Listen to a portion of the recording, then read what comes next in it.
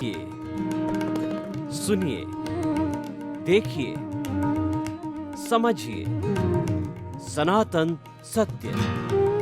जैसी दृष्टि वैसी सृष्टि, दृष्टि विज्ञान।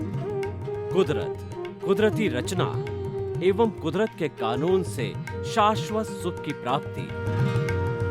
जोधपुर के परम पूज्य महात्मा उपासक प्रोफेसर डॉक्टर सोहन राज तातेड़ के निर्देशन में सनातन सत्य। जैसी दृष्टि वैसी सृष्टि, दृष्टि विज्ञान।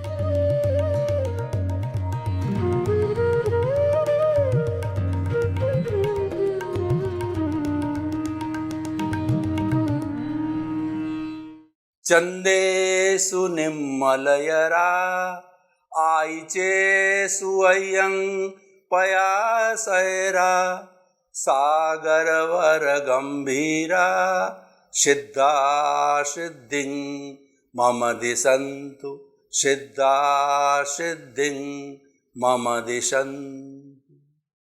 हे मेरे भीतर विराजमान शुद्ध आत्मा परमात्मा, आप मुझे शक्ति दो ताकि कि मैं मुक्ति को जा सकूं और पूरे समस्त लोगों की मुक्ति में भी सहयोगी बन सकूं।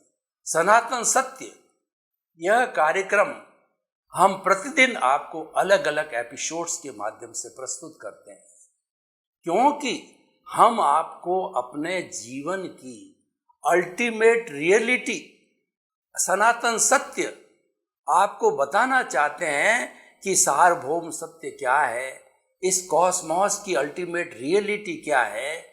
जब आपको ये मालूम हो जाएगी तो आप अपना जीवन बहुत अच्छी तरह से जो है यापन कर सकते हो। सनातन सत्य कार्यक्रम कुदरत, कुदरती रचना और कुदरत के कानून के ऊपर आधारित है। कुदरत का अर्थ होता है नेचर माँ, जो हम सबका पालन पोषण करती है, और ये कुदरत ही समस्त जीवित प्राणियों की क्रिएटर, ऑपरेटर और डिस्ट्रॉयर है। उसके द्वारा ही हम जन्म लेते हैं, पोषित होते हैं, संचालित होते हैं और उसी में विलीन हो जाते हैं। और इसकी रचना जो है 6 मुख्य तत्वों से बनी हुई है, और उसका कानून है कि as you will sow so will you reap. जब आपको ये सब सनातन सत्य की बातें जानकारी हो जाएगी तो आपको शाश्वत सुख मिलेगा, शाश्वत सुख की नींव लगेगी। शाश्वत सुख का अर्थ होता है ऐसा सुख कि उसके बाद में कभी दुख न आए, उसको हम शाश्वत सुख कहते हैं। तो आज का हमारा विषय है कि व्यवहार शुद्धि बिना निश्चय शुद्धि नहीं है। व्यवहार शुद्धि का अर्थ होता है कि जिस जगत में हम जी रहे हैं, जो 5 इंद्रियों का जगत है, स्पर्शन रसन घ्राण चक्षु श्रोत्राणी, ये 5 इंद्रियां इस खुली आंखों के जगत से 23 विषय जो है तान करके लाती है। अच्छा चित्र देख करके, अच्छा शब्द सुन करके, अच्छी वस्तु का स्वाद चख करके और अच्छी बुरी वस्तु का स्पर्श करके और सूंघ करके, ये अलग अलग उसके विषय ला करके और हमको देती है। हमारे भीतर के अंदर जो कार्बन शरीर, जो कॉजल बॉडी है, उसको सुपर्द करती है। तो अगर हम जो है केवल जो हमारा बाह्य जगत है उसमें ही गोते लगाते रहेंगे तो हम भौतिकवादी बन जाएंगे। वह एक हमारा एक पक्ष है। और देखिए, जो व्यवहार जगत है वह तो हमको करना ही पड़ेगा, हम करते भी हैं, करना ही पड़ेगा, क्योंकि ये हमारी लायबिलिटी है, ये हमारा कर्जा है जो पिछले जन्म से हम अपने साथ में लेकर के आते हैं। पूर्व जन्म के अंदर हमने कुछ इच्छाएं की थी, हमने कुछ भाव डाले थे, हमने कुछ प्रतिष्ठाएं की थी। उन प्रतिष्ठाओं की वजह से एक सिंगल कॉज को हम कॉज कहते हैं और बहुत से कॉज इकट्ठे हो जाते हैं। Bunch of the cause causal body कहलाता है। और जब हमारा आयुष्य कर्म समाप्त हो जाता है तो उसके समाप्त होने के बाद इस जन्म के अंदर हमारे को जो है वह ये जो जीवन आयुष्य कर्म के अधीन ये जो जीवन मिला है वो द्रव्य कर्म बदले हुए जो पूर्व जन्म में भाव कर्म थे वो बदल जाते हैं और हम जीवन यापन करते हैं। प्रश्न ये है कि हमारा व्यवहार जगत कैसा होना चाहिए। हमारा व्यवहार जगत अच्छा होना चाहिए। अच्छा व्यवहार जगत बनाने के लिए हमारी सोच सकारात्मक होनी चाहिए। हमको दुख में से सुख निकालने की कला आनी चाहिए। देखिए, सुख और दुख वास्तव में देखा जाए तो ये काल्पनिक मान्यताएं हैं, इसका कोई एग्जिस्टेंस नहीं है। उदाहरण के तौर पर एक भिखारी को अगर 10 रुपये दिए जाते हैं तो उसको सुख की अनुभूति होती है, और उसके पास ही एक अच्छे लेवल का अच्छे स्टेटस का व्यक्ति जा रहा है और उसको हम 10 रुपये देते हैं तो वह इसके लिए इंसल्ट फील करता है, अपना तिरस्कार फील करता है, उसके लिए दुख का कारण बन गया। तो ये सुख और दुख मात्र मान्यता है, ये काल्पनिक है, क्योंकि ये टेम्परेरी है, ये आने वाले हैं जाने वाले हैं, आते रहते हैं जाते रहते हैं। तो जो चीज़ आती जाती रहती है और टेम्परेरी रहती है, जो चीज़ किराए का मकान है, तो उस पर हम ज़्यादा ध्यान क्यों केंद्रित करें। हम तो स्वयं के मकान पे ज़्यादा ध्यान केंद्रित करें, यानी हमारा स्वयं का मकान हो तो उसके ऊपर हम फर्नीचर लगावें, डेकोरेट करें, उसको अच्छा बनावें, उसका जो है वो इंटीरियर डिज़ाइन करें, तो वो फलीभूत होता है, क्योंकि वो परमानेंट हमेशा हमारे साथ रहने वाला है। तो हमारा जो ये व्यवहार जगत है, ये हमारी लायबिलिटी है, हमको करना ही पड़ेगा। ये टेम्परेरी है, ये नाशवान है, ये आने वाला है जाने वाला है। तो इसीलिए हमें उसके साथ में ज़्यादा जुड़ाव नहीं होना चाहिए। ज़्यादा जुड़ाव का अर्थ क्या हुआ कि जो कुछ भी हमारा दुख आ रहा है जा रहा है उसको देखना सीखो। उस दुख में से सुख निकालने की कला कब आएगी? जब उस दुख को मात्र आप ज्ञाता दृष्टा होकर के देखो कि ये दुख भुगतने वाला अलग है, मैं अलग हूँ। ज्ञान लेने के बाद में हमारा पद चेंज हो जाता है। हम जीवात्मा से अंतर आत्मा में हमको बिठा दिया जाता है, आत्म पद पे बिठा दिया जाता है। तो आत्म पद पे बैठने के बाद जो है हमारा जीवन का लक्ष्य बन जाता है कि हमारा जीवन संतुलित होना चाहिए। और जैसा मैंने बताया कि सुख दुख मात्र काल्पनिक मान्यता है, तो ये संभव कब होगा कि हम सुख और दुख को एक सा मानेंगे। तो व्यवहार जगत को अच्छा बनाने के लिए जीवन में समता का भाव आना चाहिए, दोनों को एक सा समझना चाहिए, चाहे सुख और दुख हो। जब हम उसको एक दृष्टि से देखेंगे तो हम सुख के अंदर ज़्यादा फूलेंगे भी नहीं और दुख के अंदर ज़्यादा डिप्रेशन में भी नहीं जाएंगे। तो ये मैंने व्यवहार शुद्धि की बात की, मैंने जो है बाह्य जगत की बात की। और जब ये सारा व्यवहार जगत है, यानी पूरा कॉजल बॉडी है हमारा, वो व्यवहार जगत के ऊपर आधारित है। हमारा जो सनातन सत्य कार्यक्रम का मुख्य उद्देश्य क्या है कि आपके साथ में जो कॉजल बॉडी, जो अज्ञान जुड़ा हुआ है, उस अज्ञान को वाश करना है, उस अज्ञान की वेल्डिंग को तोड़ना है, उस अज्ञान को मिटा के ज्ञान की प्राप्ति करनी है। रॉन्ग बिलीफ समाप्त करके राइट बिलीफ लाना है। रॉन्ग बिलीफ जो है ये हमारे जो है कर्म का सृजन करती है, कर्मों का आवरण बढ़ाती है। तो उस रॉन्ग बिलीफ को हमें समाप्त करना है। तो ये तो हमारा व्यवहार को शुद्ध करना। तो व्यवहार के शुद्धि के बिना निश्चय शुद्धि नहीं है।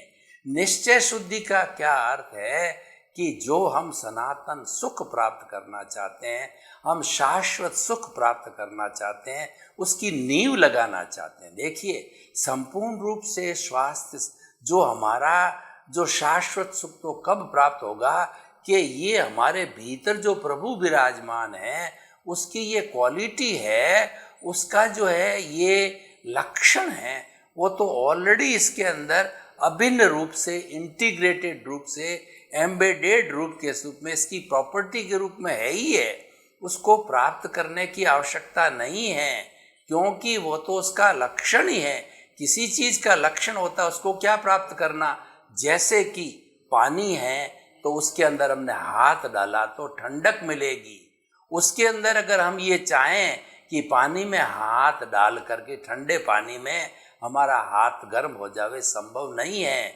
और पानी गर्म है, उसके अंदर हम हाथ डालें और ये महसूस करें कि ये हमारा हाथ ठंडा हो जाए, वो संभव नहीं है, क्योंकि उसका लक्षण है तो हमारी आत्मा का लक्षण है, शाश्वत सुख है, ब्लिस है, ये अनंत सुख का धाम है, वो इसका लक्षण है ही। उसको प्राप्त नहीं करना है।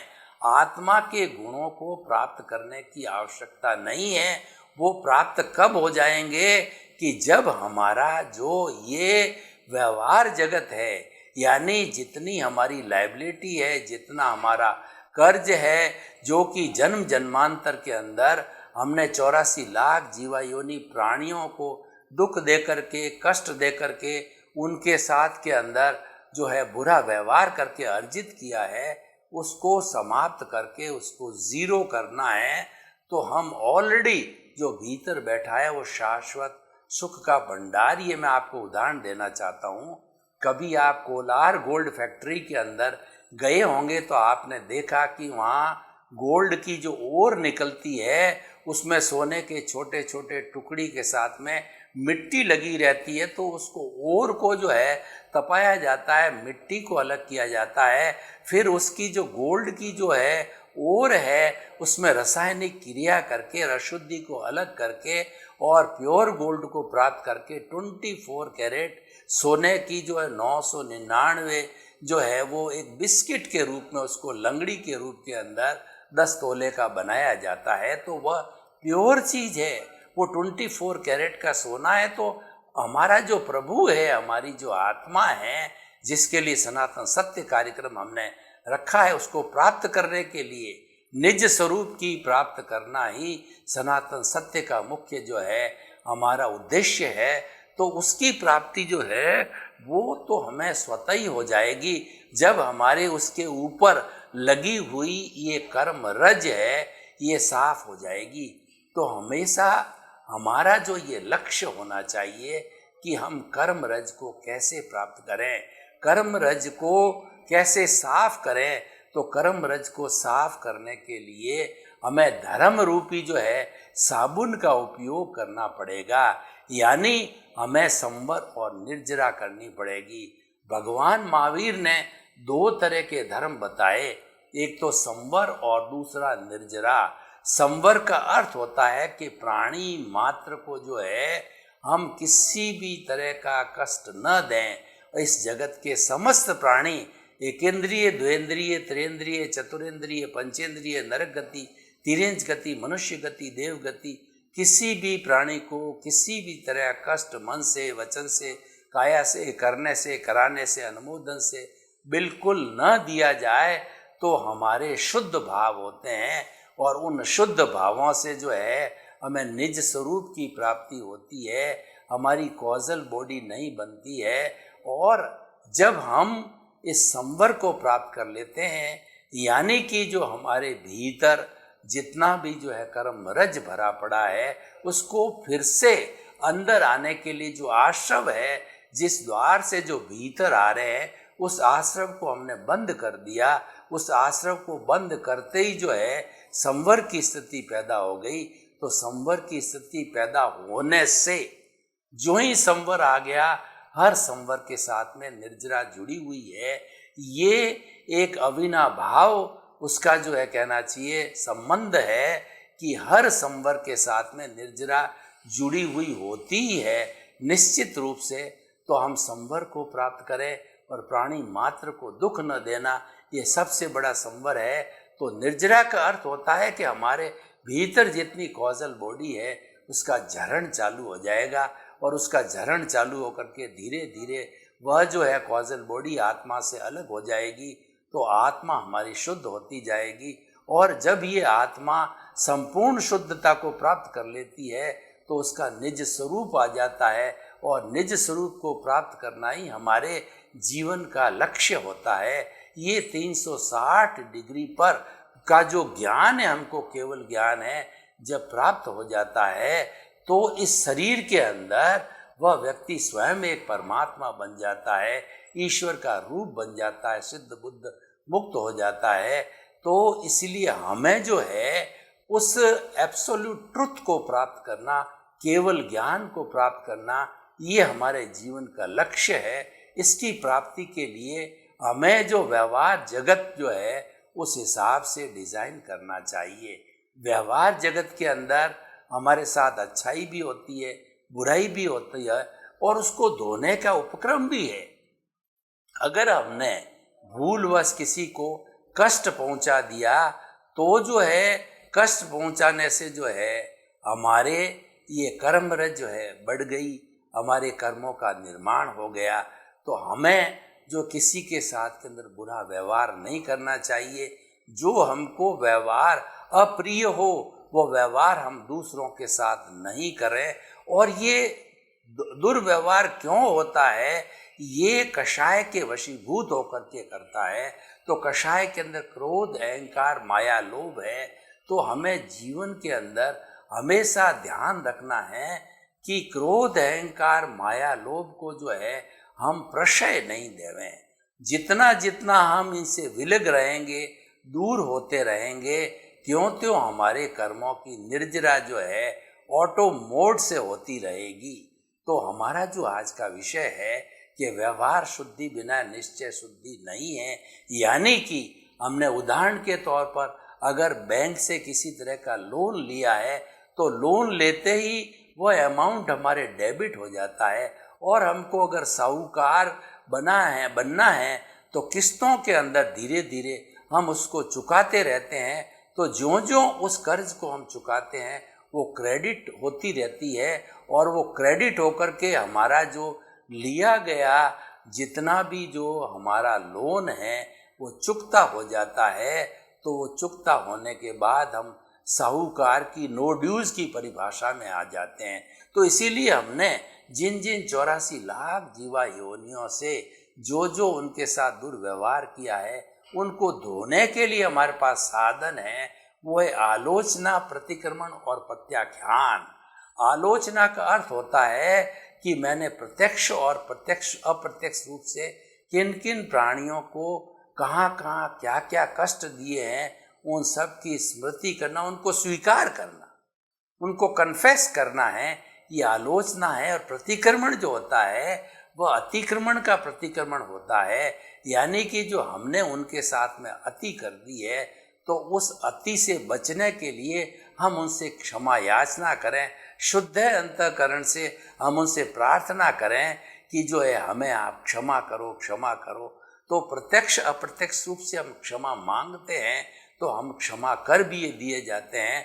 और आप अपने आप भी समस्त को क्षमा करो, और समस्त से क्षमा जो मांगो। कामे मी सब जीवे सब्बे जीवा कमंतु में मिट्टी में सब भूएसु वेरंग मज्ज न केणई।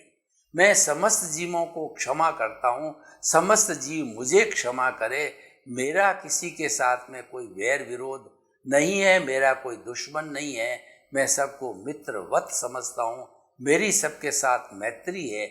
जब हम इस तरीके की भावना करते जाते हैं तो हमारा उन प्राणियों के साथ के अंदर टेलीपैथी के हिसाब से जो है हमारा संपर्क जुड़ जाता है, संप्रेषण हो जाता है। और संप्रेषण होकर के क्योंकि हमने उनको माफ़ किया तो वो भी आत्माएं अव्याबाद होने के कारण हमको माफ़ कर देती है। और हमको माफ़ करने का अर्थ ये होता है कि हमने कर्म रज को धो दिया, ये प्रतिक्रमण है। और आगे से हम किसी को जो है कष्ट न दें उसके लिए विधि बनाई गई है प्रत्याख्यान की। हम संकल्प करें कि प्राणी मात्र को किसी तरह का कष्ट नहीं देंगे। इसको जो है दार्शनिक भाषा के अंदर जो कहा जाता है कि जो है किसी व्यक्ति को कष्ट न देने के लिए दार्शनिक भाषा में कहा जाता है कि प्रत्याख्यान, कि हम अभय दान देंगे इन प्राणियों को, छोटे से छोटे जितने भी प्राणी हैं उन सब को हम अभय दान देंगे कि आप मेरी तरफ से मुक्त हो। और जो हम गृहस्थी होने के कारण, शरीरधारी होने के कारण जितना जितना जो है हम एकेंद्रिय का, चाहे भोजन के लिए रोटी, कपड़ा, मकान, शिक्षा, चिकित्सा के लिए जितना जितना एकेंद्रीय प्राणियों का उपयोग करते हैं तो वह भी एक हिंसा है।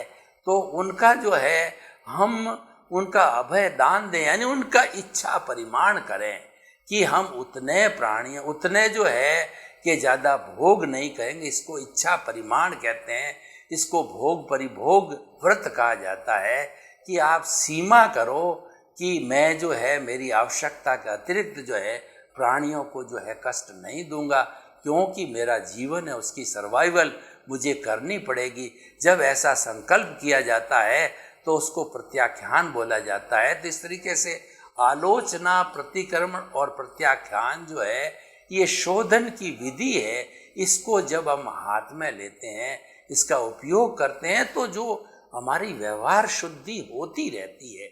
तो व्यवहार शुद्धि है हमारे जीवन का लक्ष्य बनाना चाहिए। हम अपने जीवन के अंदर आए हैं तो व्यवहार तो हमको करना है और करना ही पड़ेगा।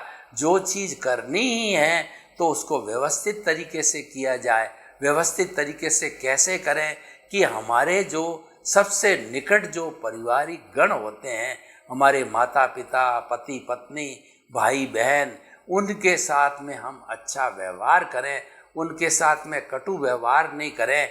और हमारा जो वर्किंग प्लेस है, हमारा बिजनेस है या हमारा कार्यालय है जहाँ पर हम 7-8 घंटे काम करते हैं, तो वहाँ पे किसी वाणी को, किसी भी व्यक्ति को तिरस्कार की भाषा नहीं बोलना, किसी के प्रति बुरे भाव नहीं लाना, किसी की इंसल्ट नहीं करनी और किसी को बुरा लगे ऐसा व्यवहार नहीं करना। और टू एयर इज ह्यूमन, इंसान गलती का पुतला ये हो भी जाती है, तो ये होने के बाद के अंदर हमें उस वस्तु से क्षमा याचना कर लेनी चाहिए, कि सॉरी फील करना चाहिए कि मुझे ये करना नहीं था, परंतु कुछ मेरी कमजोरी के वशीभूत, क्रोध अहंकार के वशीभूत होकर के मैंने आपको जो है यह आपके साथ ये गलत सलूक किया।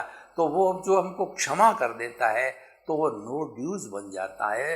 और दूसरी बात ये है कि हमारा व्यवहार शुद्ध कब होगा कि संसार के समस्त प्राणियों को हम मात्र निमित्त समझेंगे, अपने आप को निमित्त मानेंगे, कर्ता नहीं मानेंगे।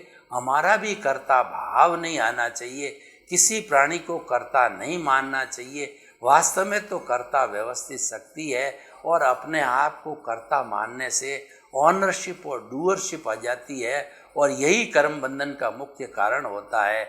जहाँ पर आपने कर्ता भाव दिखाया, मैंने किया, यह मेरा है, उसी क्षण से जो है कर्म का बंधन स्टार्ट हो जाता है।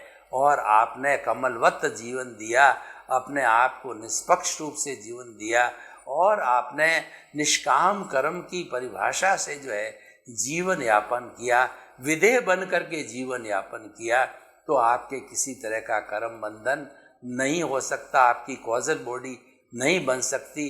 तो अतः हम ये कहना चाहते हैं आज के विषय को कि व्यवहार शुद्धि निश्चित रूप से की जानी चाहिए और हमारे जीवन का लक्ष्य बनना चाहिए। अगर मैं इस एपिसोड को आज ओपन टू दी ऑडियंस करूं कि हमारा एपिसोड किस तरीके से वर्तमान परिप्रेक्ष्य में रिलीवेंट है या इसकी सोशल जो है यूटिलिटी है या इसके अंदर एक कुछ ऐसी अर्हता है कि ये सिद्धांत जो सनातन सत्य सिद्धांत है, ये कुदरत की रचना और कुदरत का कानून का सिद्धांत है, यह व्यक्ति को जो है शाश्वत सुख दे सकता है।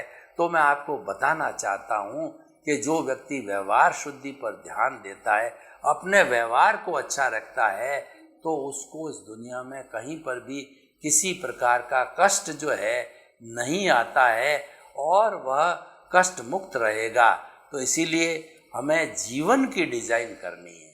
जब हमें होश आता है तो हमें होश आते ही अपने आप को जो है अच्छा जीवन बनाने के लिए टिप्स है, फॉर्मूला है, सूत्र ये ध्यान में रखना चाहिए। सबसे बड़ा सूत्र ये है कि हम अन्य लोगों के साथ में वेल बिहेव करें, अच्छा बिहेवियर करें। जो बिहेवियर हमको अच्छा नहीं लगता है वो अन्य लोगों के साथ में हमें नहीं करना चाहिए। तो इसीलिए भाई और बहनों, हम आपको जो है इस एपिसोड से कि व्यवहार शुद्धि बिना निश्चय शुद्धि जो है नहीं है, ये जो है लॉ ऑफ द नेचर है।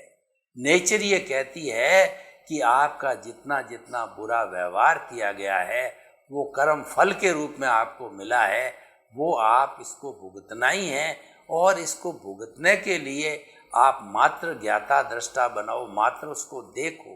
देखिए, ज्ञाता दृष्टा बनने का अर्थ क्या है कि आप पहली मंजिल के ऊपर बैठे हो और जो है नीचे कुछ बच्चे जो है फुटबॉल, वॉलीबॉल या कोई गेम खेल रहे हैं, तो वो गेम जो है खेलते हैं तो वो अलग है, बच्चे अलग है, मैं अलग हूँ।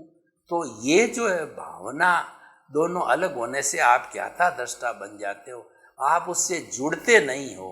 तो उसी तरीके से अगर हमने ये माना कि यह जो मेरा शरीर है पूर्व जन्म के कर्मों के भुगतान के लिए मिला है, ये अलग है और मैं अलग हूँ। जब कभी भी इस कर्म, इस हमारे वर्तमान शरीर के भुगतान की बात आती, जहाँ कहीं भी बुरा विचार आया तो, या हमारे मन में कोई डिप्रेशन की बात आई, या हमारे मन के अंदर कोई कष्ट की बात आई, तो हमें जो उसको स्वाहा बोलना चाहिए।